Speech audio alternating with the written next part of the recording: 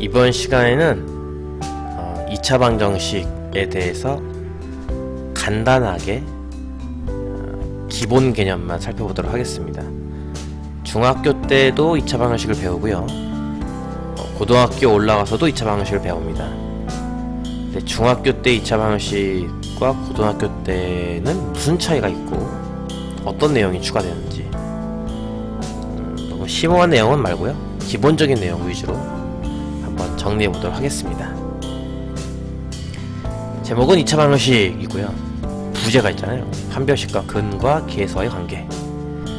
요 두 가지가 이제 고등학교 내용의 핵심이 되는데요. 일단 2차 방정식이 무엇이냐? 수학과평 안녕. 2차 방정식은 여러분도 아시다시피 좌변으로 모든 항을 이항했을 때 네, 안녕하세요. 2차식이 나오고 ax제곱 더하기 bx 더하기 c 우변이 0이 되는 그런 등식의 상황이 됐을 때 수학바뷰님 추천 감사합니다. 추천 감사합니다. 네. a는 0이 아니어야겠죠? a가 0이 돼버리면은 이제 2차식이 사라지기 때문에 a가 0이 아닌 상수계수를 갖는 2차식의 모양이 등식일 때 2차 방정식이라고 부르죠. 보통 중학교 때는 실수 범위에서만 근을 다루죠. 그러니까 근호, 루트 안이 0 이상인 수에 대해서만 배우기 때문에 근을 좀 분류할 때 근을 갖는다, 안 갖는다 뭐 이런 식으로 분류하기도 해요. 근데 이제 고등학교 때는 이 근의 범위를 복소수라는 실수 말고 허수가 추가된 그 덧보다 넓은 범위의 수의 개념인 복소수 범위까지 확장하기 때문에 근은 항상 2개가 나온다 라는 거, 이게 약간 좀 특징이라 볼 수 있겠죠. 근은 항상 2개, 2차 방정식의 근은 항상 2개. 중근도 원래는 2개인데 겹쳐졌다고 보는 거죠.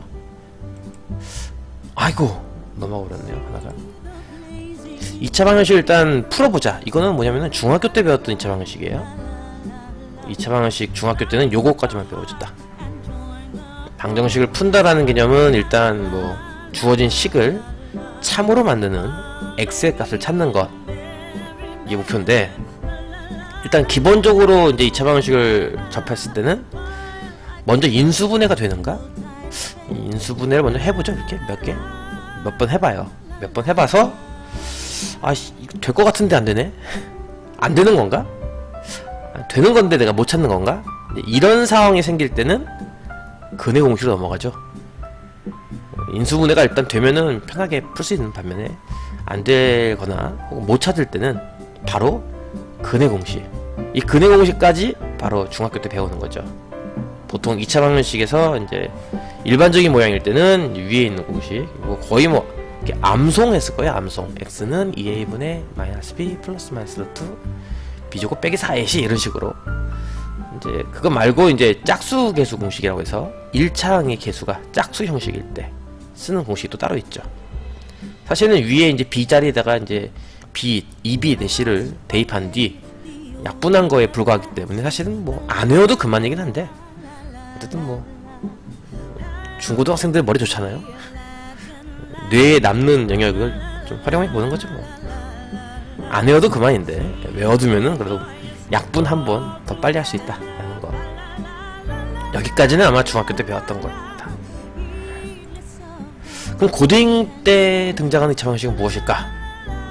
간단하게 2가지 정도만 더 추가된다고 보면 되고요.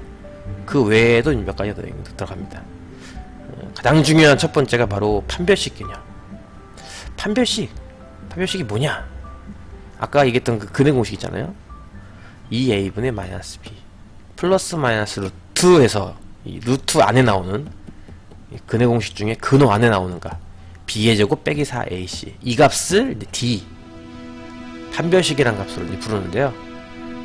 이 값의 부호에 따라서 이제 근호 안이 양수가 되기도 하고 0이 되기도 하고 음수가 되기도 하기 때문에 이제 실수가 되기도 하고 허수가 되기도 하고, 또 근호가 0이 돼버리면 이제 무용지물, 사라져버리는 결과가 나오기도 하죠.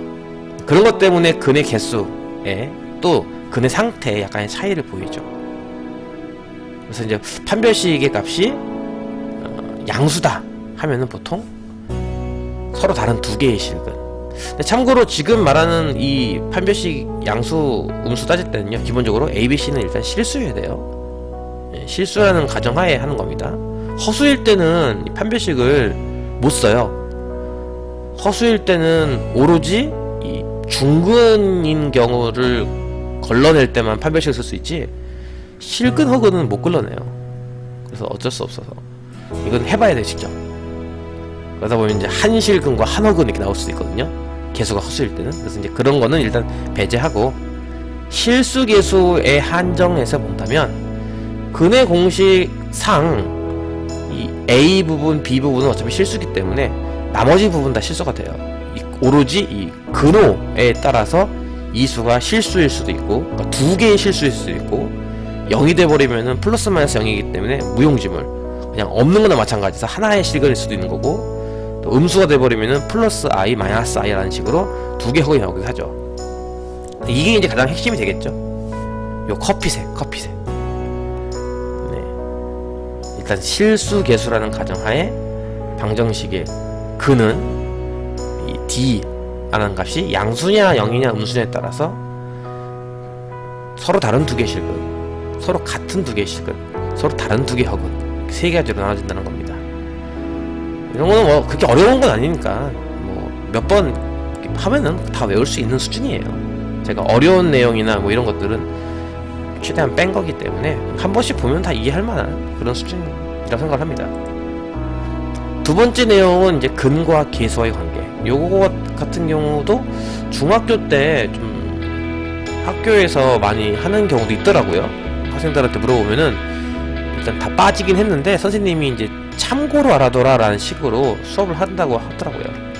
어쨌든 정확한 거는 이제 고등학교 때 배우기 때문에 2차 방정식을 직접 다 풀지 않더라도, 그러니까 다 푼 다음에 두 근을 합하니까 얼마고 두 근에 곱하니까 얼마다, 이걸 구하는 게 아니라 개수만 봐도 두 근이 합이 얼마고 두 근의 곱이 얼마인지 알 수 있는 그런 관계식이 있다는 거죠. 그래서 이름하여 근과 개수와의 관계, 이런 식으로. 그리고 이제 하나가 더 추가되는데요. 마찬가지야. 세 번째 공식은 안 외워도 그만이긴 한데, 두 근이 만약에 실수, 서로 다른 두 개의 실수근이 나왔을 때는 두 근의 차이까지도 구할 수 있는 공식이 있다는 거죠. 중근일 때는 굳이 구할 필요가 없겠죠? 어차피 두 근의 차이는 제로일 테니까. 그래서 허근인 경우는 뭐 큰 근, 작은 근이라는 거에 의미가 없어요. 허수가 될 때는 일단 대소를 판단하지 못하기 때문에 대소가 판단되는 상황인 두 개의 서로 다른 실근에 대해서만 두 실근의 차이를 구할 수도 있습니다. 원리는 생략할게요. 간단하게 뭐 인수분해되는 유령은 A의 뭐 x 빼기 알파, x 빼기 베타라는 것과 항등식이다라는 걸로 전개해서 비교해보면 되는 거기 때문에 어렵지 않아서 일단 이렇게 되고요. 참고로 두 근의 합과 두 근의 곱공식, 이 두 개는요, 실제로 이 두 개의 근이 복소수근이 나와도 성립하는 공식입니다. 이거는 알파 더하기 베타, 알파 베타는. 근데 세 번째 공식인 이 두 근의 차, 뭐 베타가 큰지 알파가 큰지 모르기 때문에 어쨌든 두 근의 차이면 보통 한 근에서 다른 근 뺀 다음에 절대값을 씌우면 되겠죠. 이 근의 값은 실근일 때 한해서만 다음과 같이 유도된다라고 하는 게 있습니다. 이건 뭐 곱셈 공식 변형으로 유도할 수도 있고요. 근과 계수의 실제 2차 방정식 근을 이용해서 직접 써서 이제 풀 수도 있으니까 유도 과정은 생략할게요. 간단하게 그냥 이 정도 뭐 공식이 있다는 것 정도만 짚어보고 넘어가도록 하겠습니다. 간단히 하는 거니까 부담 갖지 않고. 좀 특수한 근이 나오는 형태가 있어요. 이거는 뭐 공식이긴 한데 뭐 따로 이름이 별로 없어요. 보통 켤레근 이렇게 부르기도 하는데요. 첫 번째는 유리계수 방정식. 계수가 다 유리수예요. A도 B도 C도 다 유리수 모양의 방정식이 나왔습니다. 근데 유리수 계수로 만들었으니까 근도 유리수가 나오겠지 했는데 막상 구해보니까 이제 무리수근이 나왔다는 거예요. P 플러스 루트 Q. P는 유리수지만 루트 Q는 무리수, 이런 식으로. 이렇게 근이 나오면요, 다른 근, 2차 방정식이 중근은 아니고, 이럴 때는 중근은 아니고 서로 다른 두 개의 실근을 갖는데 또 다른 하나의 실근이 바로 P 빼기 루트 Q 꼴이 나온다라고 하는 성질이 있습니다. 이걸 증명하려면은 좀 구질구질한 방법이긴 한데 가정하고 풀면 돼요. 이렇게. 다른 한근을 알파라고 놓고 두근의 합, 두근의 곱방식 써서 풀면 됩니다.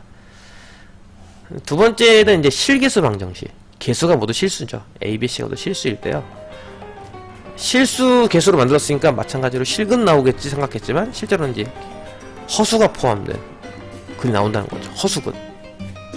어쨌든 이것도 허수예요. 뭐 넓은 의미에서 복소수라고 하겠지만 어쨌든 허수라고 좀 더 명칭을 붙인다면 허수근이 나온 건데요. 이렇게 허수근이 나오면 다른 한근은 켤레 복소수 모양으로 나온다라고 하는 것이 특징입니다. 요 증명은 좀 쉬운 편이에요. 위에 거에 비해서. 요 증명은 그냥 양변에 켤레 복소수를 취한다라고 해버리면 바로 증명되기 때문에 쉽게 이해할 수 있을 거고요. 세 번째는 역계수라고 하는 거예요. 제가 명칭이 정확히 뭔지 모르겠네요. 역계수 방정식 이렇게 부르는데 저는 계수의 순서가 순서대로 A, B, C예요. 만약 요렇게 생긴 2차 방정식 두근이 알파, 베타면 이 계수를 역순, 그러니까 2창 자리가 상수항이 되고 상수항이 2창이 되는 뒤집히는 모양이 되겠죠. 뒤집히는 모양의 방정식의 두근은 알파분의 1, 베타분의 1 역수 모양이 됩니다. 그러니까 역계수 방정식은 역수근을 갖는다 뭐 이런 건데요. 이게 이제 2차 방정식뿐 아니라 3차, 4차 다 통해요. 이게 일반적인 증명은 양변을 나누면 돼요. x n제곱분의 1로 나누면 되기 때문에 아니죠. x n제곱으로 나누는 거죠. x n제곱으로 나누면 증명이 되기 때문에 증명을 하지 않도록 하겠습니다. 근데 이런 식의 약간 좀 특수한 근 형태가 있어서 이 정도까지도 알아두면 뭐 유용하겠죠. 약간 사정을 좀 단다면은 방정식이 중근을 갖는다 이 얘기랑 그 는0이라는 그 등호와 우변 0 값을 뺀 남은 2차식이 완전제곱식이다라는 말과 똑같아집니다. 그래서 2차식이 완전제곱식이다 이 말과 그 2차식 뒤에다가 는 0까지 붙인 2차 방정식이 중근을 갖는다는 똑같은 뜻이다. 그래서 어떤 2차식이 완전제곱식이다 나오면은 저 B제곱 빼기 4AC 값이 마찬가지 0 나와야 한다라는 사실을 이끌어낼 수 있고요. 증명 자체는 쉬워요. 뭐 중근 나오는 상황을 떠올려보면 되는 거고요. 중근 갖는다면은 아니요. 근과 계수 관계는 어떻게 되나요? 라고 할 때요. 두 근의 합을 이제 녹화 잘할게. 알파 더하기 베타 이렇게 하잖아요. 그렇죠? 근데 그때 그 베타 값이 중근이니까 알파라 생각하면 돼요. 그러니까 알파 더하기 알파라고 보면 되는 겁니다. 두 근의 합을 알파 더하기 베타가 아니라 알파 더하기 알파. 두 근의 합은 어쨌든 마이너스 a분의 b이기 때문에 알파는 뭡니까? 라고 한다면 이제 2가 이항돼서 마이너스 2a분의 b. 요게 또 뭡니까? 요게 축의 위치이기도 하죠. 2차 함수로 넘어가면 이게 또 축의 위치이기도 해요. 그런 식으로 이제 유도할 수 있어요. 요 두 개 관계식을 잘 이용하면은 마찬가지로 b제곱 빼기 4ac는 0이다라는 것도 얻어낼 수가 있습니다. 별로 뭐 중요한 내용은 아니고요. 그냥 달아봤어요. 워낙 내용이 작아서 2차 방정식 그 개념만 살피기에 너무 작아서 그냥 사정을 좀 달았습니다. 그래서 특징이 뭐냐? 아까 초반에 얘기했던 것처럼 중학교 때도 배우고 고등학교 때도 배워요. 근데 중학교 때 배우는 거는 단순하게 풀이 2차 방정식을 푸시오에만 이제 초점을 맞춘다면은 고등학교 때는 약간 좀 응용하는 차원이죠. 판별식이라든지 근과 계수의 관계. 요 다음으로 넘어가면 또 이제 2차 함수와 연결돼서 그 연동성을 따진다면은 이 뒤에 이제 판별식 근계수 관계를 좀 많이 이용하는 게 나와요. 근데 제가 이제 문제를 수록하진 않았고요. 간단한 개념 정리 정도만 해드릴 거니까 이런 것들을 좀 차별화해서 배운다. 쉽게 말하면 중학교는 푼다. 고등학교는 판별식 D와 근과 계수의 관계 알파 베타. D 알파 베타. 이렇게 보면 되겠죠. 어쨌든 오늘은 간단하게 이 정도만 하도록 하겠습니다. 다음 시간에 또 다른 재밌는 내용, 재미가 있나요 수학이? 재밌는 내용을 가지고 시작하도록 하겠습니다. 감사합니다. 열공하세요.